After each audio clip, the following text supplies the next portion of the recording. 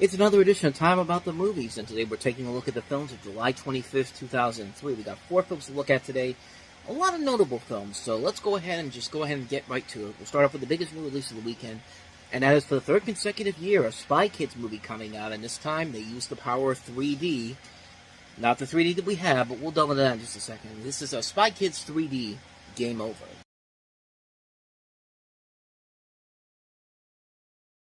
Yeah, this isn't really much of a movie as it is a digital production. I mean, literally, the opening title of the movie, the credits of the movie literally call it a Robert Rodriguez digital file, which kind of makes sense here, but it also kind of hurts the film in the long run, but we'll delve into that as we go along here. But let's talk about the movie in general. So once again, you have Junie and Carmen Cortez setting out on their most mind-blowing mission yet, journeying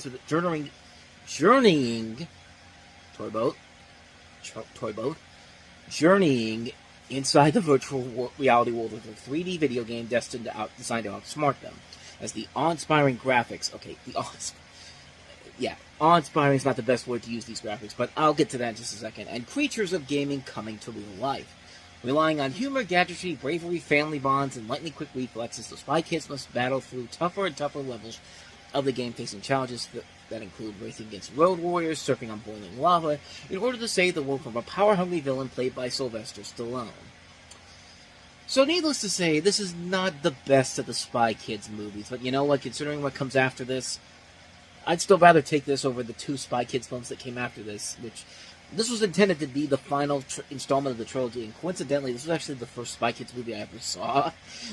We went to see this in the theater because of the 3D gimmick. It's just like, okay, this is back. Keep in mind, this was back before digital 3D, like how we have 3D nowadays. But they were still using the 3D gimmicks, like the old school plastic glasses and all that. It was actually the second movie this summer that tried to bring back that gimmick. I mean, we already talked about Rugrats Go Wild, where they had the smell-o-vision thing, which didn't pan out well here. But nevertheless, the film still did very well. It actually became the highest-grossing film in the series, just for the fact that, this series still has a loyal fan base to it. And even with a film like this, it is definitely the lesser of the 3 films. That gimmick helped it make a lot of money in the long run. Plus, I mean, the more I look back on it now, when I saw it, it was just like, okay, it was fine for what it was when I saw it back in 2003. There was that brief little period of time when I saw it again in the mid-2000s, 2010s, it's just like, yeah, it doesn't hold up quite well. But watching it again recently, I'll give it this. Considering what the last 2 Spy Kids films we had after this, All the Time in the World and Armageddon, this really made me come back to this and say, you know what, this wasn't all that bad. It wasn't great, but you know what, there's at least fun factors in this movie that are still here from the previous 2 films. Like, they bring in everybody back from the first 2 movies. I mean, George Clooney comes back in here in a scene that he literally shot in one day in his apartment, wearing nothing but pajama pants. And he plays the president in this, and I think that's kind of hilarious. And Sylvester Stallone's having a good time with this as well, too, playing the villain as the toy maker, which I think he's very fun in this.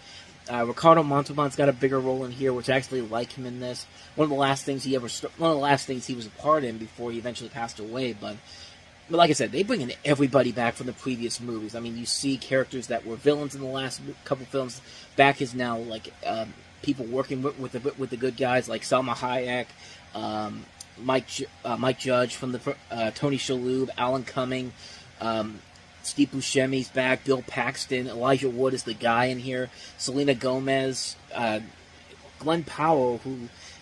That's why I was watching this movie again recently, because a lot of people were saying, that's that Glenn Powell kid that everyone's talking about. He was in this movie. Like this was one of his early outings, and that just made me kind of realize that for as much flack as I give with some of his movie choices, I'll give him this. Guy's worked a lot in the last 20 years to get to the point where he is right now, where he's now one of the hottest stars out there. Kudos to you, man. I give you a lot of credit for that. But as far as the film itself goes, it does have those little brief flashes of ridiculous silliness to it. I mean, it's a very silly film. It's a film that's not really all that clever. It's a film that's not really all that fun as compared to the other 2 movies. But there's still elements of it that make me say, you know what? I'll give you credit for where credit's due. You did actually have a lot of entertainment value to it, whether or not it was actually intentional or not. But The more I think about it, the more I do kind of have a soft spot for this film. It's definitely not as good as the other two Spy Kids films we've looked at, but it's certainly a lot better than the two that came after this. So I guess I gotta give it a pass on that. So if Spy Kids 1 and 2 were kind of like a B plus, B area, this would probably be C plus, maybe on a B minus level. It's a film it's a gimmicky film, but a fun gimmicky film. I mean, it delivers what it promises, but it's definitely not the strongest of the films that came after it, but certainly a lot better than what came before. Let me rephrase that, because I think I got it wrong.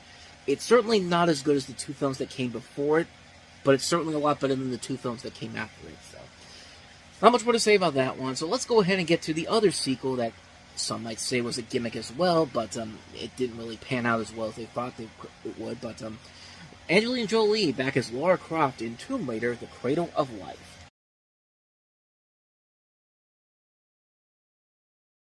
What a way to sell your movie with that critical review at the end there. People can fly. Come see The Cradle of Life. Yeah, needless to say, not a lot of people went to this because this thing actually kind of flopped pretty badly, despite a known director, John DeBont, at the time as the director, and you have Angelina Jolie back again. But anyway, off the coast of the volcanic island of Santorini, the intrepid archaeologist Lara Croft makes the unexpected discovery of a throbbing golden orb able to guide its holder to the mythological Pandora's box. As the legendary artifact contains ancient mysteries of unfathomable power, Laura needs to make sure it doesn't fall into the wrong hands. Especially the unscrupulous former Nobel Prize winner and now a bioweapons dealer Jonathan Rhys, and with the help of a former agent Terry Sheridan, played by Gerard Butler, pre-300 of course, the fearless adventurer travels the world in pursuit of the precious item. However, can she retrieve it in time to save the day? What do you think's going to happen? Unlike the last movie, which was fun for what it was, this is kind of a typical sequel that doesn't really have a lot there that really makes it all worth it in the end. It's a film that's just kind of like, sometimes it has those brief flashes of promise to it, and Angelina Jolie, I think, really does carry these movies to a level where I could say that they're passable. But even in this film, it's just kind of like, they're really pushing their boundaries with this, and you don't really buy into the relationship between her and Gerard Butler in general, but Kieran Hines plays the doctor in here, Jonathan Rhys, who I thought was okay for what he was. But you can tell this is clearly a film that was written by guys who have never seen the video games and just looked at the video game cover and maybe read the back of it and just said, okay, we can make a movie off of this. I mean, this is Stephen A. D'Souza. I wrote Street Fighter, and I mean, yeah, look at what Street Fighter has become. I mean, you may have made the Street Fighter movie that's tolerable, but you still don't make a good Street Fighter film, and you certainly didn't make a good Tomb Raider film either. But it just doesn't have that same ebb and flow as the original film did. And this is the one that I actually went to. I remember when we used to have a friend that gave us these screener passes, and we went out to the waterfront in Pittsburgh to see this at the Big Lowe's Theater down there for a special preview. And I guess I kind of remember the movie on that level because, yeah, I got to see before everybody else did. And at the time, I just thought it was okay for what it was. I mean, I thought it was fun. It's a fun summer blockbuster film, but looking back on it now, it definitely was a film that really was a major step down compared to the previous film, and just showed that, yeah, this really wasn't going to fly pretty well. I mean, you needed to get somebody else to come in and really give this series a lift to it, which they eventually did with Alicia Vikander in Tomb Raider, the 2018 film, which I still think is the best one of the series.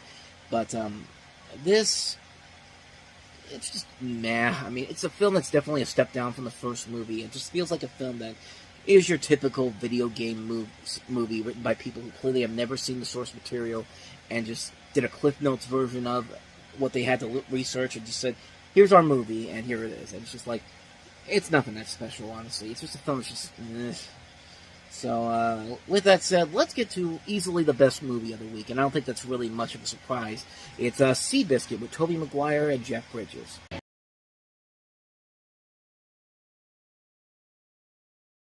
Gary Ross and Tobey Maguire teaming up again for the first time since Pleasantville.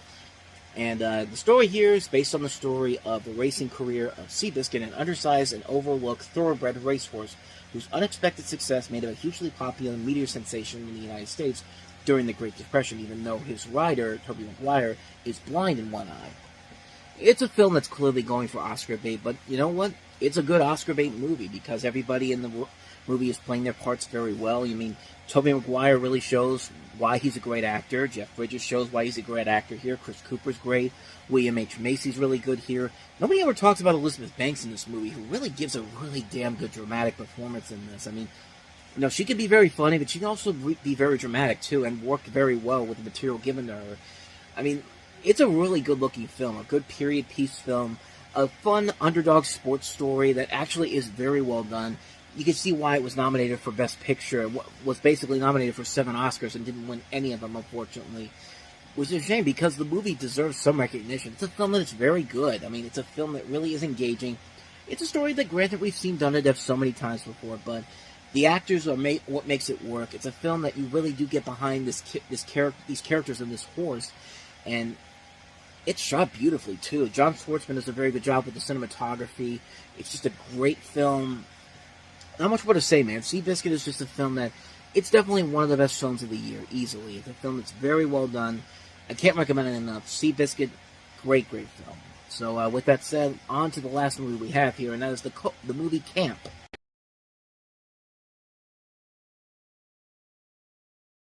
So it's Glee before Glee, and again, I talked about this, I think, yesterday with IMDb. They're more like this section is very interesting. I want you to take a look at this. So they recommend stuff like The Mostly Unfabulous Social Life of Ethan Green, Rocket Science, The Last 5 Years, and then, what's the last thing they recommend? Kind of like yesterday with how Bad Boys was like, it was something that was not Bad Boys related. What was the last thing that this thing has as a recommendation of other things you should see? 60 Minutes. Because why not? Because you should watch 60 Minutes before you watch a movie like Camp. I mean, it's just... I mean, what else could you possibly watch besides that? But I digress. The storyline here of Camp is that misfits in their lives back home, a group of young people live it up at a musical theater camp while the sports counselor is completely ignored. The kids spend all their time in rehearsal for a grueling scheduling includes a new show every 2 weeks. Several personal stories come to the fore, including a talented golden boy named Vlad, who's honest in his feelings about Ellen, a cross-dressing guy named Michael, who has a relationship with his parents, a one-hit musical playwright and now camp counselor who remains mirrored in drink and cynicism, Fritzy, who slavishly serves glamour girl Jill, is finally told to get a life, and the parents of Jenna, whose jaw has been wired shut and they compromise to avoid being sent to fat camp. Learn a valuable lesson at the summer's biggest end-of-the-season benefit. You can tell this written by somebody who was probably writing for the studio in general here, but I did not know this was directed by Todd Graff. Now, this is a guy that you might not recognize by name, but I've seen a couple of the other 2 films he's directed, and I really like the films he's directed. I mean, he did the criminally underrated Band Slam with Vanessa Hudgens and, is it Vanessa Hudgens? Or Vanessa Hudgens and Ali Mashaka, and also Galen Connell, but I also really like Joyful Noise with Dolly Parton and Queen Latifah. I couldn't believe this was the same director overall, and I remember this film getting a lot of attention. I mean, I remember seeing the commercials on TV. You saw it in Blockbuster all the time. This film is also notable because it's the feature film debut of several notable people, none bigger than Academy Award nominee Anna Kendrick, and you also have Robin De Jesus, future voice contestant Sasha Allen, a group of Broadway performers, and of course Stephen Sondheim is also in there playing himself. It's definitely not a great film, but it's a film that, like I said, has a lot of things that we would eventually see take place in Glee. And it's funny because The Simpsons, when they had the Glee cast on there, did an episode that was literally like this movie, where Lisa goes to a camp where it's the people from Glee, and they're doing things at this musical camp with the guys from Flight of the Conchords. I mean, I don't know if that was intentional or not, but it's kind of hard not to notice that when you see this film and then Glee, and then you watch that episode of The Simpsons and think to yourself, like, this has to be intentional. I mean, The Simpsons might have been predicting something here, that doesn't even make any sense in this case, but bottom line, I thought it was kind of interesting that The Simpsons did something similar to Camp and Glee in this situation, but in this case, the film itself is just okay for what it is. I think this director has made 2 better films in general, but I don't know, the film itself was okay for what it was. I mean, it's a film that definitely shows the future stars involved here, showing what they can do, and I think it works fine on that level. I think it's a film that's very enjoyable for what it is. Nothing too spectacular, nothing too amazing. Some of the musical numbers can be pretty fun, but it's a film that's just kind of like for a one-time watch. It's fine for what it is, but I'd recommend this director's other 2 works before I would say watch this film. But yeah, that's all I got to say about that one. That is Camp. And so with that said, we wrap up another edition of Time About the Movies, and next week's episode Next week's movies are very, very interesting to say the least. One's a good film, An American Wedding, and the other is seen as one of the most notorious flops of all time. In fact, the film that some said back then was the death of Ben Affleck's career. That is, of course, Geely. So we'll take a look at both of those movies, two radically different movies, even though they're both rated R and they're comedies. But we'll delve into those as we go on to the next episode, which will be tomorrow. But until then, as always, thank you so much for watching. And if you want to see more videos like this, please hit the plays on the next page. Check out the previous episode. And also, don't forget to hit the like and subscribe button if you want to see more videos like this on this channel. With that said, I am off. I will see you guys next time. And until then, take care.